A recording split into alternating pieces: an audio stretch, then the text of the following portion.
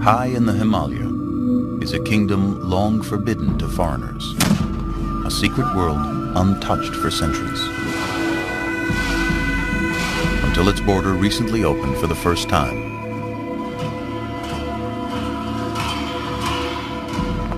This is the Kingdom of Mustang. The last surviving relics of an ancient world are found here. The Buddhist monasteries of old Tibet. They're crumbling from neglect, and sacred art, more than 500 years old, may be lost forever. They're 15th century, they're priceless. These are masterpieces. Now, foreigners have come to help save Mustang's treasures.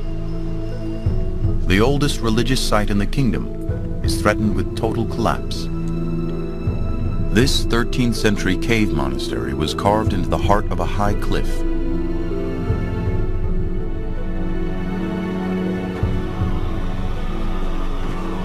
Most of it has eroded away, leaving a single secret shrine, probably beyond rescue. It's beautiful. Yeah, it's beautiful. In my heart of hearts, if we did something and it went wrong, it would cause more strife and concern amongst everybody than if it just fell apart on its own. This temple will eventually tumble down the cliff. With it will go masterpieces from a lost world. There's nothing the foreign experts can do to save them. So the people of Mustang are asking, what about the rest of their treasures? We had no idea what we were in for. The first Westerners that had traveled up here in recent past had caused a lot of aggravation and developed a sort of distrust with the local people. Now, trouble is brewing in Shangri-La. This isolated kingdom in the Himalaya is facing a dilemma. The gods are peeling off the walls, and the only ones who can fix the problem are outsiders. Can they be trusted with the sacred art of Mustang?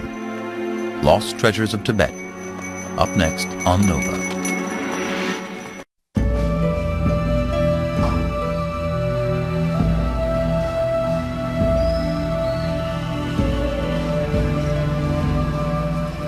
The Buddha said everything is impermanent. So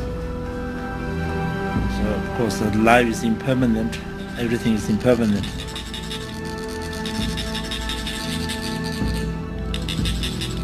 The Buddha teaches us to prepare, to face the impermanent.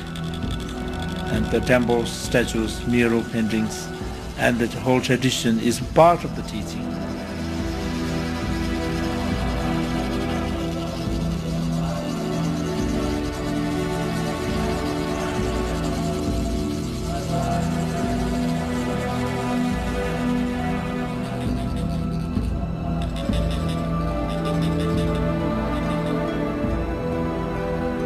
For Buddhists, we have only a temporary hold on earth.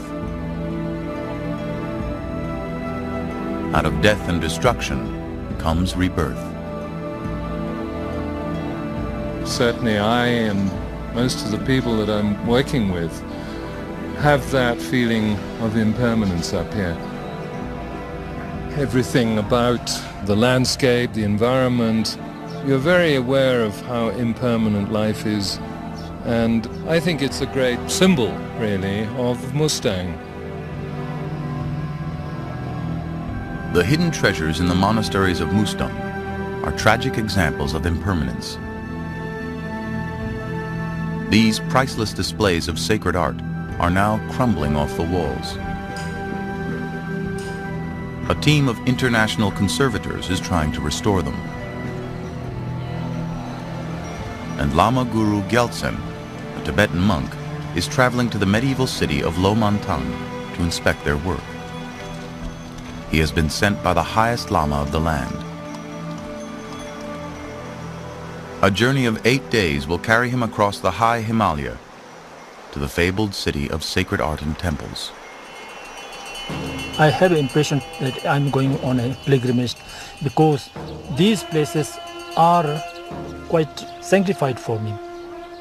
I haven't been to Mustang. This will be my first visit to Mustang. Once, Mustang was a part of Tibet, but then Nepal claimed it as a district, later closing it off as a restricted area where outsiders were not welcome. The people of Lomantang, Mustang's capital, are citizens of Nepal, but ethnically Tibetan. The Mustang people are Tibetans. They speak the Tibetan language. Their origin is in the Tibetan culture. Mustang is a land untouched and ageless, the highest kingdom in the world. Life is as it was 500 years ago.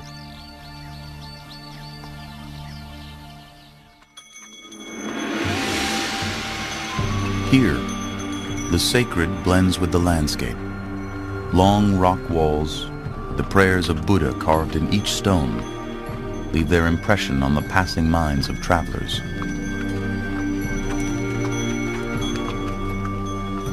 Religious structures are a form of art, a means to teach the world about Buddhist ideals. Pigments used on monuments mimic the vibrant hues of nearby mountains.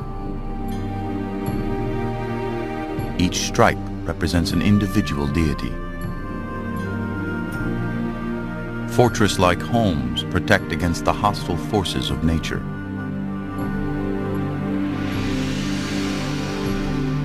Over time, the oldest structures, the monasteries and ancient palaces, have dissolved and crumbled, threatening the art and cultural survival of all of Mustang.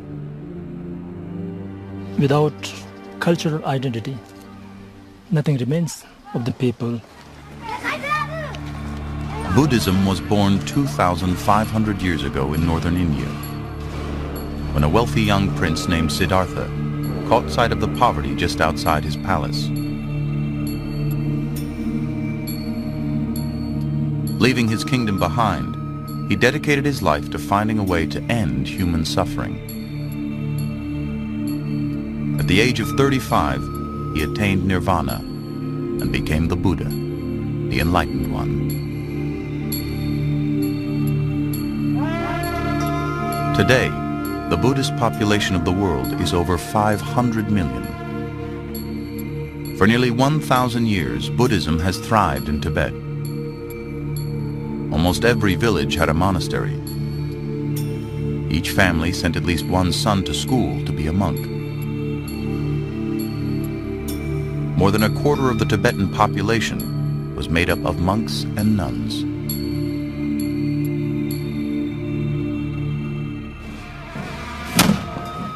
In the kingdom of Mustang, Buddhism still lives on, but the population is in decline.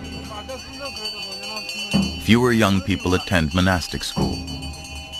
Many move away to earn a living in India or Kathmandu, the capital of Nepal. In the largest village on the way to Lomantang, a young monk has emerged from 3 months of solitary meditation to drive out the evil forces surrounding the community.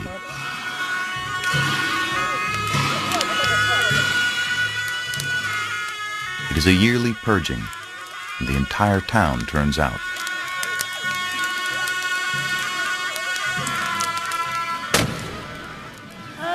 For Lama Guru, it is a sad moment, a reminder that rituals like this are forbidden in his homeland.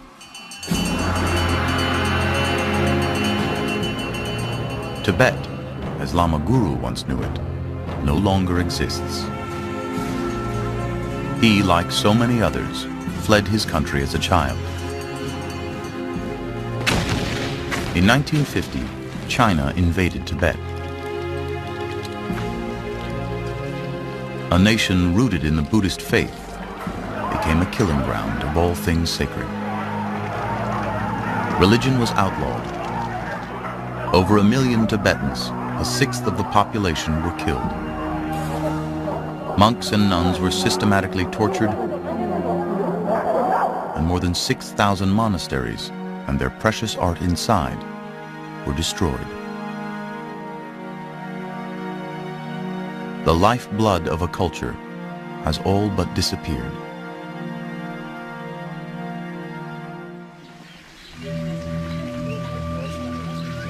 Mustang is now one of the last living vestiges of Tibetan culture, which is why Lama Guru has come so far. For him, it is a journey into his past. I was around 6-7 years when I left Tibet with my parents. I have a very faint remembrance about these things, My elder brother was supposed to be taken to China. At the time, so many youngsters are being collected by the Chinese for education. First, I was on the back of my mother. Then I still remember the past, such high snow-capped mountains with my brother going ahead with a pickaxe. And there's always danger of falling down. On the way to Lo Man Tang is a hidden cave where deities are said to emanate from the walls. Buddhists come here on pilgrimage to see if they can make out the human-like forms. An old Lama who escaped Tibet is the caretaker of the cave.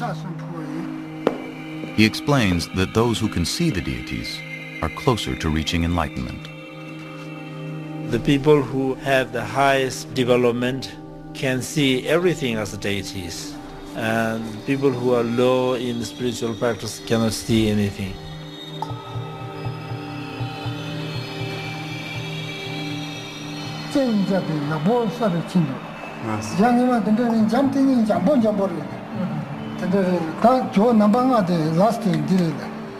To the believer, some 50 human-like figures seem to emerge from the cave walls, where there's no obvious evidence of tool marks.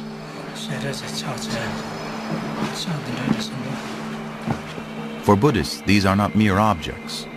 They are believed to transmit a living presence. On a high pass at 13,000 feet, the view of Tibet is just beyond the distant hills, its border guarded by the Chinese.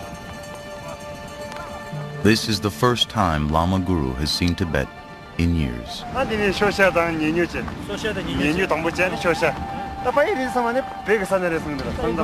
Stringing prayer flags will send words of compassion toward his homeland.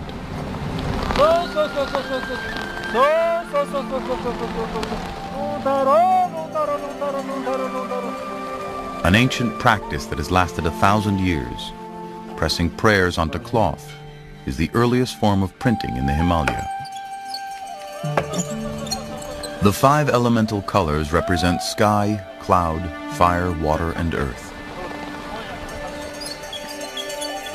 And each prayer is believed to take flight on the heels of Lungta, the wind horse,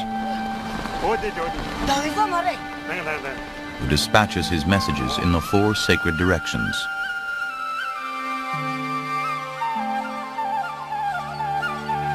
In the valley below, Lo Man Tang, the forbidden royal city, the kingdom's crown jewel, an oasis in the high desert.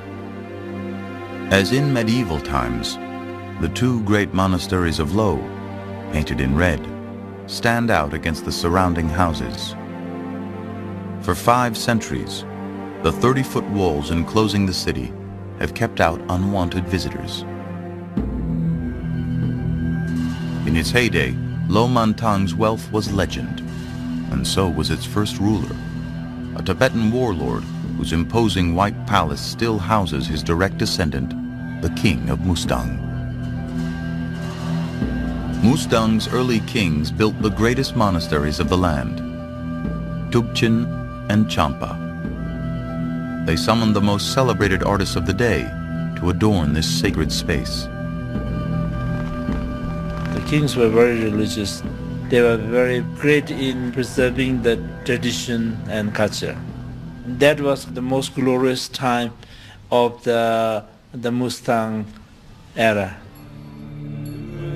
Over 500 years ago, the monks from Tibet were attracted to Lo's great monasteries. Tubchen became a center of religious education for monks who memorized religious books and studied logic and philosophy. Monasteries are the basis, or let us say the essence of a Tibetan culture. They initiate a lot of social works for educating the young children and also look after the welfare of the whole community. That is the life force of the culture. But today, the life force is dying out. Gathered around Lama Guru for picture taking is a tiny community of 70 lamas and students. It's a far cry from the religious complex of 1,000 monks that used to exist here. They're headed by the Kempo, the abbot of the monasteries of Lo.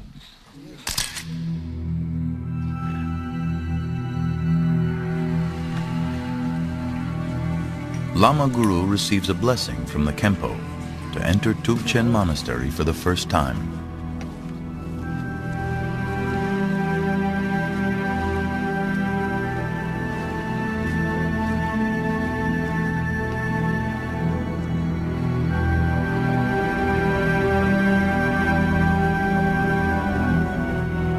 For Buddhists, the statues and paintings here are as real as the images they signify.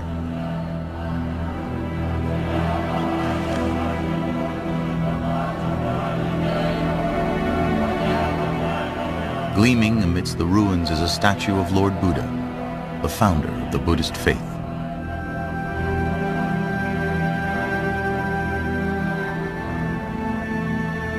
To come here is a dream.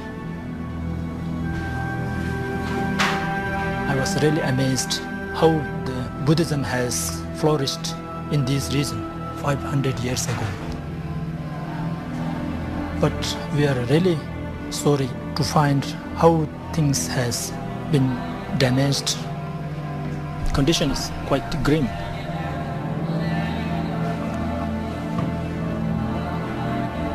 "17 images of the Buddha and his attendants peer out from behind the grime. To the people, these are living deities, trapped behind a veil of soot. Entire pieces of the gods are missing, where water is poured in from the outside.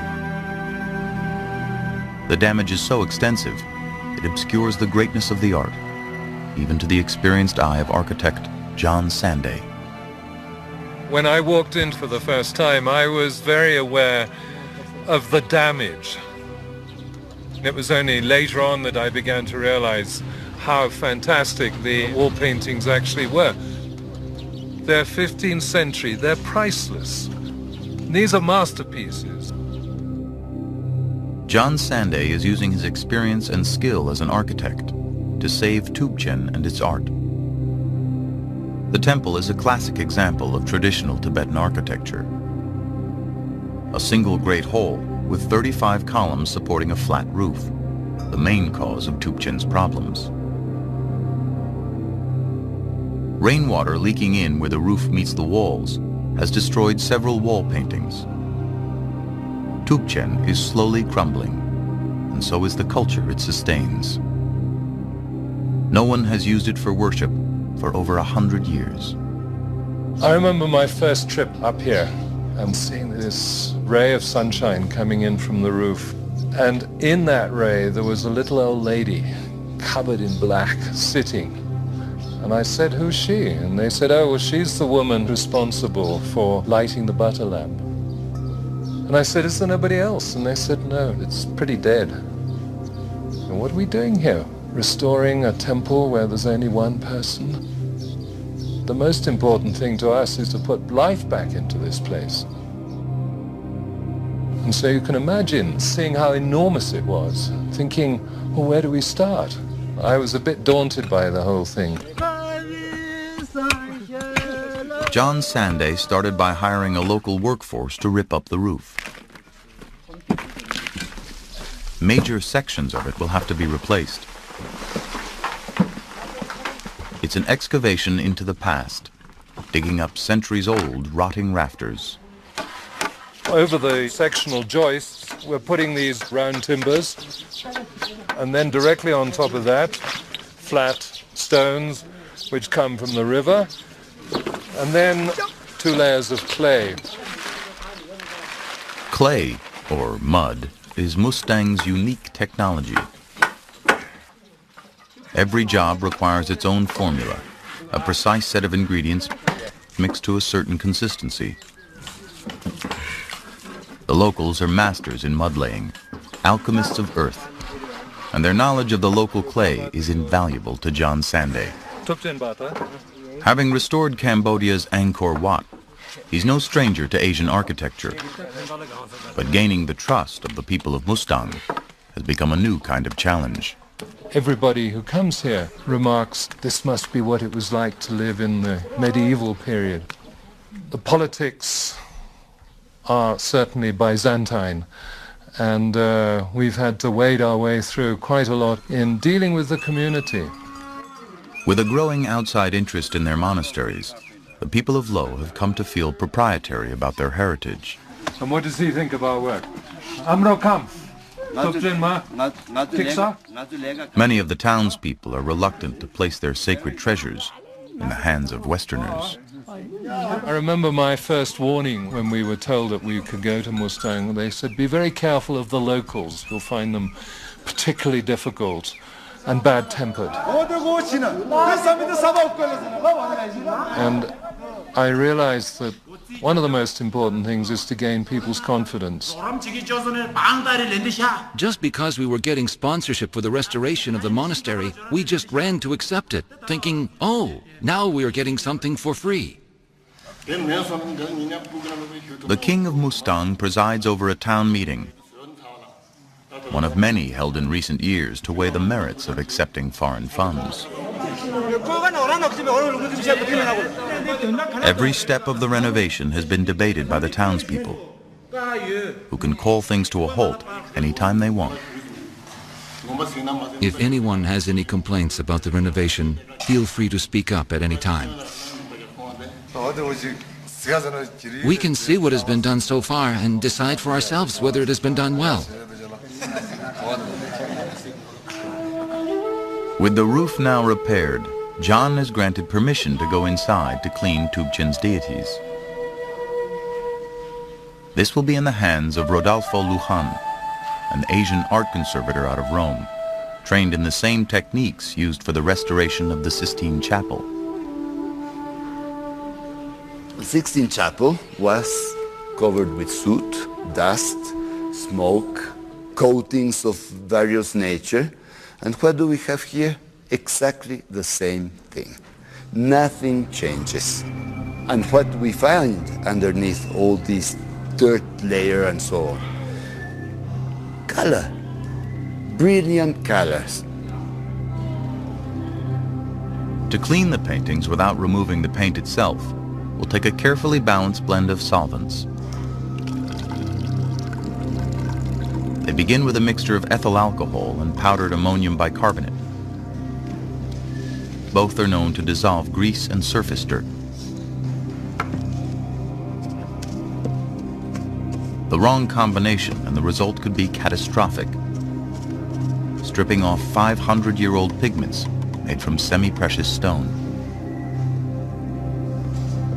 Now we can do a little test here on gold. We did many tests, cleaning tests. We apply our cleaning solutions through tissue paper or through cotton.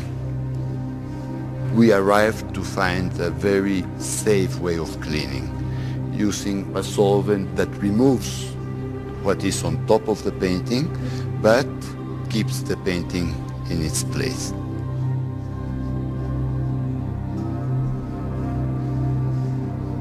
The dirt went on the cotton swab and here. There are sun areas and sun pigments that need special care. And so there we go very carefully. Accidents can always happen. It's not good to exclude that you can take away a little bit of paint. Years of water damage have pulled the paintings away from plaster the consistency of dust. They're now hanging like curtains, barely clinging to the wall. We have a mud plaster, and that is for filling up the gap that is in between the plaster that is detached and the wall. Injections of a special adhesive will help consolidate flaking paint and separated plaster back to the wall. It is a hospital for high art. With liquid mortar now injected through the surface of the painting, cavities are filled in with a final push. Understanding what the paintings are attached to is critical to the conservator. At Tubchen, the easel, so to speak, is a mud wall that must be able to stand up through the centuries. We're repairing a building which is built of impermanent materials. And we're faced with the problem of repairing and conserving that. John and his team are repairing a mud-based parapet on the roof of Tubchen. There are many words for mud in Lomantang: Sisa, Nunmato, Pap and Pung. But none is more fundamental than Gyang. Around the world it's known as adobe, and it comes actually from the local fields. The great secret about laying this stuff is that it should just be moist enough to be able to create a ball like this. So this is the perfect consistency. And they'll keep bringing the stuff in, ramming it until it's absolutely solid, and it hardens like concrete. Gyang is the building block for all of Mustang's ancient architecture. But over time, nature and neglect have prevailed. The walls of the kingdom are slowly dissolving away, and Tubchen's priceless art is affixed to these impermanent walls. By making Gyang, these workers are reviving one of Mustang's forgotten technologies. This is the first time Gyang has been made in Lomantang for many, many years. So it's quite interesting getting the old process going again.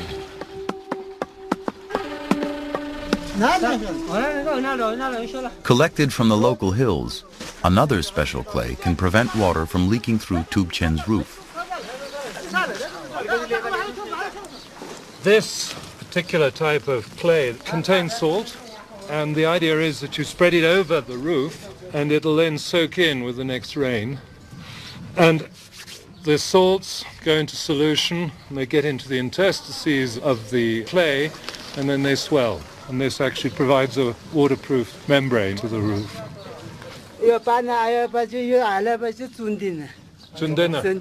So he was explaining exactly what I've just told you, in fact, that it doesn't leak, is what he said. And I hope he's right. It may look as though there are a bunch of children playing with mud, but in fact, these guys are great specialists in setting up these roofs. Over the centuries, with each new leak, villagers have piled more dirt across Tubchen's roof. Now it weighs an estimated 200 tons. This enormous mass strains the interior columns and ceiling beams. As a result, the entire structure has shifted, weakening the timbers, causing cracks in the walls and paintings. Now you have to remember that this structure is carrying an enormous load. We've got tons and tons of clay, and therefore you have to create a fairly strong beam. Each beam is an elaborate jigsaw puzzle. To understand the complex design, Sanday commissioned a model and discovered that many small timbers were combined to provide the strength of a single solid structure. The strength in the makeup of this beam is in the way the timbers are arranged.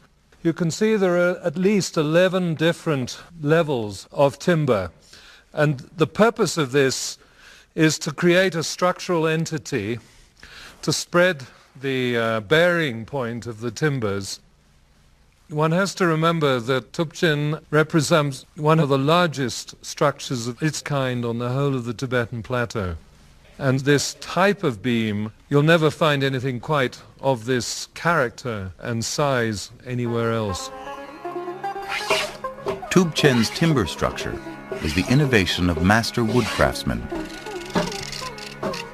I realized when we were embarking on this project that I needed to bring up a group of carpenters to teach the locals the whole process of how to repair and conserve timber structures. The carpenters come from a culture that probably built Mustang's great monasteries. They are the Newars from Kathmandu Valley, known throughout the Himalaya for their artistic skill. Today, the tradition endures in Newar work, like that of Satiman, who is one of John's best carpenters. We're very lucky that Satiman also trained to be a woodcarver. He's working on one of the great snow lions. There must have been 30, 40 of them that have needed repair and conservation. It's nice to feel that we've brought the Newars back up into Mustang because their reputation certainly is famous in this area. The Newars are still based in Kathmandu, but in the 15th century they were itinerant artisans whose skills were widely in demand. They were also marvelous sculptors, both in stone and in metal.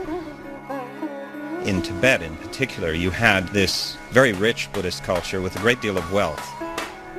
That served as a magnet to the Newar artists because they were preferred by many of the lamas in Tibet.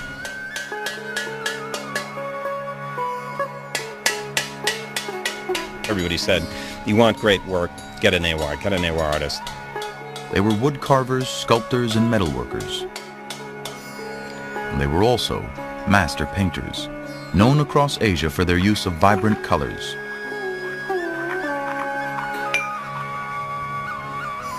Vines and stylized flames painted in deep vermilion became a Newar signature. This motif found on walls was painted on a canvas of mud made of many precise layers.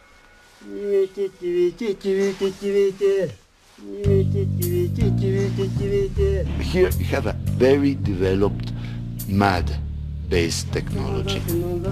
A mixture of straw, clay, and cow dung water make up the first layer. The straw acts as an insulating layer, separating the paintings from the original wall. The cow dung helps stick the straw mixture to the wall. On top of that, then, we have a sort of gravel, very fine gravel.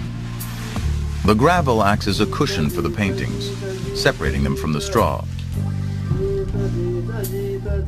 And of course, cow dung again. The technique for sticking dung gravel is a sort of smear and then fling method. On top of this raw layer, we had finer layers made out of local clays. A smooth surface will be achieved by spreading on 3 layers of progressively finer clays. And then on top of this very polished layer, we had a final, very thin layer, which is called xa, a very fine white compact clay that probably was mixed with animal glue and then polished. The technique is known as secco, or drywall. This method was vital to Michelangelo, who painted the Sistine Chapel in fresco, a similar but wet plaster method, and Leonardo da Vinci when he painted the Last Supper in secco. At the same time, Tubchen's walls were being painted. 15th century Tibet, in parallel with 15th century Europe, was experiencing a renaissance of high art. Surprisingly, both cultures with no known connection were constructing wall paintings using similar technologies. Italian conservator Luigi Fieni uses an infrared camera to see if there's evidence of the hand of the master artist in the original drawings under the painting. Are there signatures or clues that could tell us who painted these masterpieces? Sto usando questa camera infrarossi. I'm using this infrared camera to try to discover what's underneath the surface of the painting.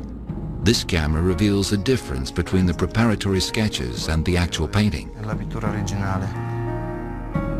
Test sketches emerge in the margins. Underdrawings acted as guidelines or blueprints for the final images. Grids reveal a strict iconometry, where deities were painted according to precisely determined proportions. Su questo attendance possiamo vedere una linea On this verticale attendant, che we can poi see a vertical line that was probably part of the grid used to maintain proportions. per mantenere tutte le proporzioni. Tibetan art is dictated by strict guidelines that require the precision of the draftsman's compass. The artist's process is as clinical as it is creative. You can have a huge image and a small image, and the proportions are exactly the same. So the size of the head, the length of the neck, if you have it in this size, let's say 1/4 of an inch, or as big as these balls, the proportion must be absolutely the same, and that doesn't change. Buddhist art is not designed for personal expression. Every hand position or mudra of Buddha, for example, has a specific meaning and can convey the difference between his moment of enlightenment and his role as a teacher. Special markings conveyed instructions, mainly for color. On Tubchen's walls, master artists created a huge schematic for painting by numbers. There were maybe 4 or 5 masters. Each one has its own style, and they had their apprentices, their helpers, and so on. Apprentices followed directions noted on the walls and applied the pigments one at a time. Most were made from semi-precious stone, like vermilion for red, or orpiment for yellow, which takes 3 months to grind to a powder. Pure gold was the final paint applied, often to the jewelry of Buddha's attendants. Yet there is one glaring omission. The paintings bear no signature. For Buddhists, it is the subject, not the artist, that endures. It has taken years of effort for the team to clean these enormous murals. John and Rodolfo hope the townspeople will approve of their work.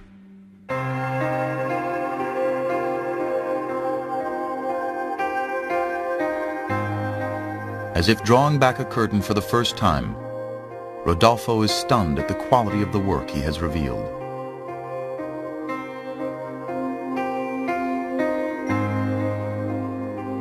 These paintings of the 15th century, these are very beautiful images.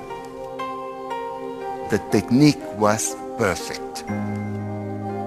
The quality of the pigments, the execution itself of the paintings, extremely refined. These are exceptional, I should say, optimum paintings.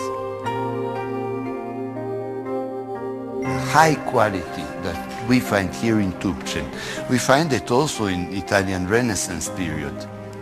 And maybe the quality is even better than a great name, as Leonardo, Michelangelo, Raffaello, and so on.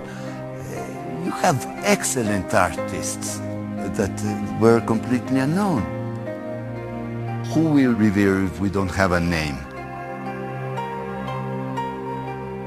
It wasn't that the artists were selfless individuals who really didn't care about fame or glory. I think, in fact, like all artists, they were very proud of their skills, very proud of their talents, and very eager to be recognized for what they'd done. But it was just plain not the custom to sign your name. You were known to your neighbors, you were known to the court, you were known to the kings, to the high lamas. That was enough. But it's not enough for art historians today, who debate which artistic tradition the paintings could have come from. I see a lot of Newar elements. I see that love of the red, of the deep red as a dominant color. I see the hand gestures, the way the hands are drawn. I see the use of the red-on-red vine shapes in the backgrounds. Very figurative, very symbolic. These are all Newar elements. But other influences can also be traced in the paintings. We have this very strong Chinese influence. For example, all the brocades, they appear like being Chinese silk. You can see they're Chinese in style and pattern. Those brocades were luxury goods throughout the world. Chinese were famous for silk.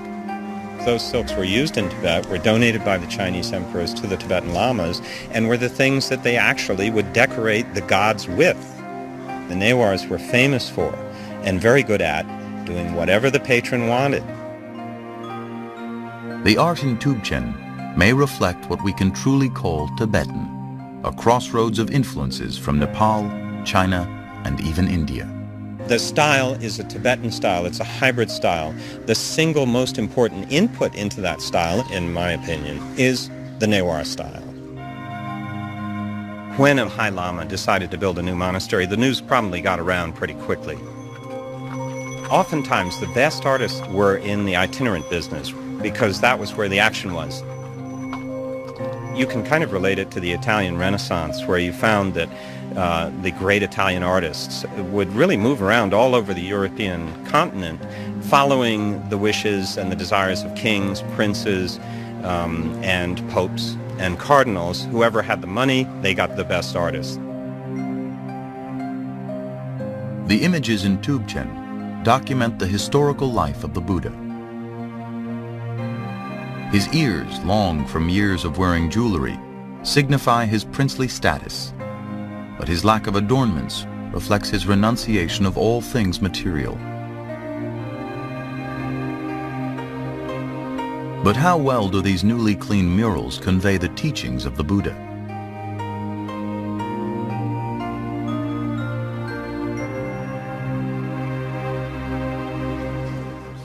The king has come to see the results of the cleaning.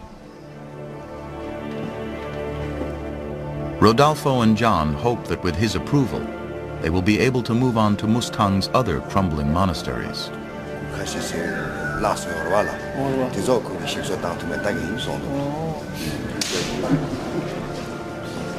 The consensus, a job well done. But something's not quite right.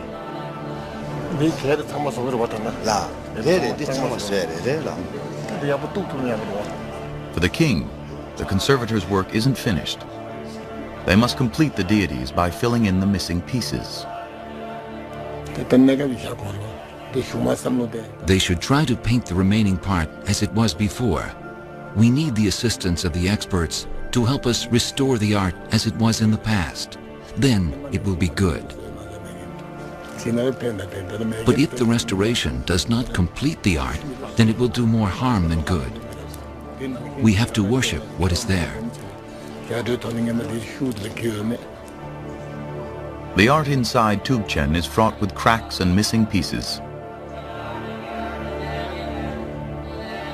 To the people of Lo, these imperfections deface the living gods.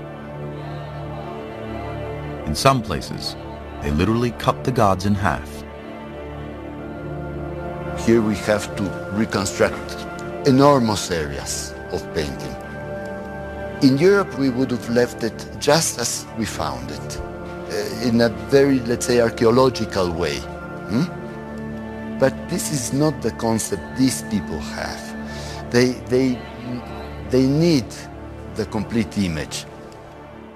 The king and Khenpo have asked Lama Guru to assess the situation. You can see here that the 2 points do not match. Yeah. It's a very thin crack. And so in this case, I was thinking to just leave the crack That way. in that way. It's too light.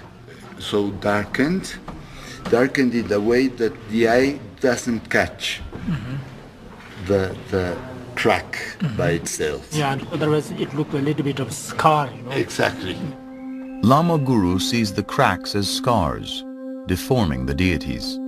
This art has its own meaning. It is not for the sake of art. So in this work, one has to think from the point of view of the local people Restoration in the sense means anything such damaged has to be restored completely. That is very, very important from the point of view of Tibetan Buddhism. It's another way of seeing art here. Art is not as we see it, but it's part of daily life here. It's not a way of saving it and putting it into a crystal box, but we live in contact with it. However sympathetic to the views of their Buddhist hosts, the conservators believe their role is to preserve what's there, not interpret what's missing. Rodolfo will complete the paintings in some areas, but he will use delicate cross-hatching to differentiate his work from the original. This restoration with watercolors can be removed at any time. And the final product, to the naked eye, integrates the watercolors into the painting as a whole. But where the gaps are enormous, Tubchen may be scarred beyond repair. You can see here we have this white plaster and then the drawing of what is missing. So we complete an image without painting, without interpreting, but only by a single red line. That is a compromise between the West and the East. So I think this is a good way of matching and respecting both ideas. But the people want the paintings completed, and if they have to, they'll find someone who can do it. When we see the incomplete and damaged murals, we feel something is missing. There are many such instances in the history when the Buddhist monasteries, arts and idols has been damaged. But every time somebody takes the initiative to restore it. If they want to pay a good painter, I should say, should be an excellent painter, a great master, because the way of painting of the original is, I think, impossible. It would be extremely costly, firstly. Then, secondly, the quality of painting and feeling this kind of art, I think each period belongs to the time. So I don't know. If they want to paint with commercial paints, acrylic paints, it's up to them. If the conservators and the people of Mustang can't come to agreement, then the kingdom's remaining monasteries could be lost in the philosophical debate. John wants to begin work on Champa, the oldest monastery in Lomantang. But first, the community needs to grant him permission. The town gathers to make a final decision. As a result of the last meeting that we held in Champa, we have completed all the requests. One has to remember that we are visitors here. It's not our prerogative to dictate to the local community. We can maybe inspire them, we can advise them, but they're the ones that have the final say. I think in the long run, our influence, our passion for these paintings will win through. But for now, John is given limited access to Champa. He can only affix the damaged paintings to the walls. These are the world's greatest surviving collection of 15th century mandalas, maze-like diagrams of the universe.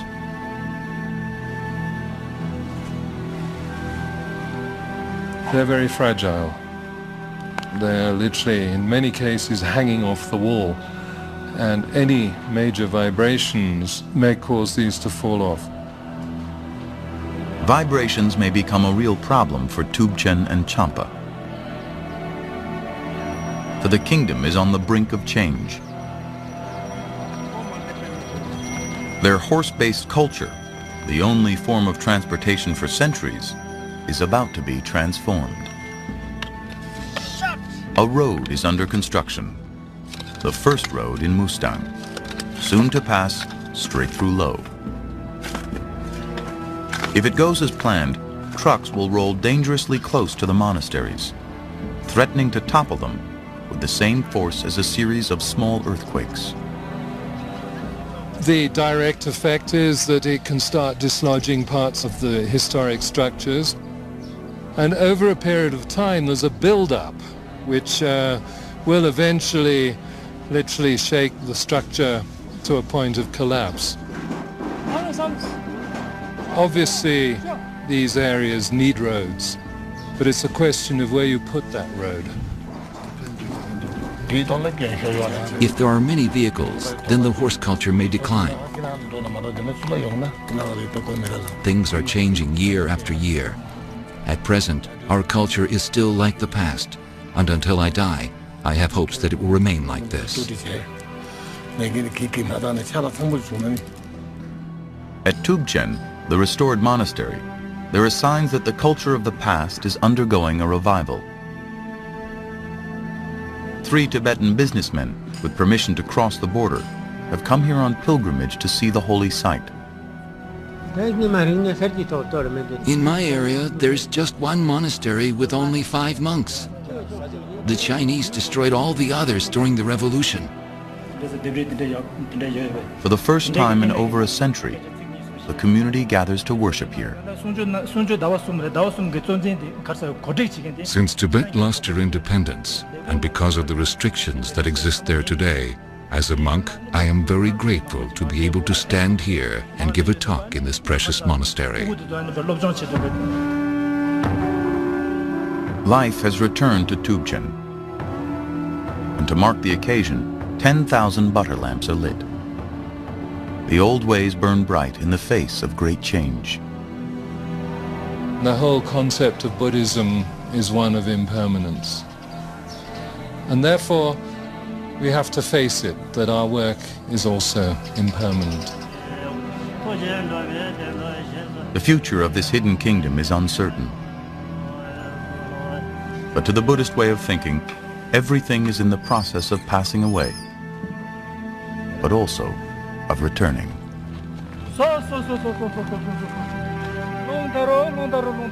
And on the winds generated by the prayers of the wind horse are words of wisdom, encouraging a new Mustang to not let go of its past.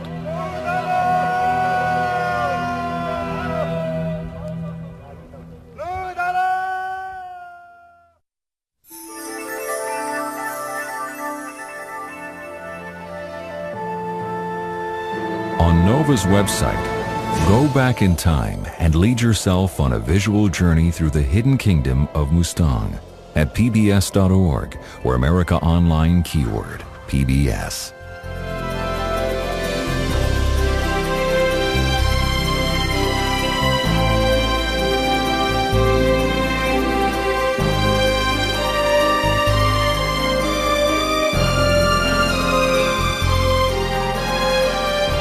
To order this show or any other Nova program for $19.95 plus shipping and handling, call WGBH Boston Video at 1-800-255-9424.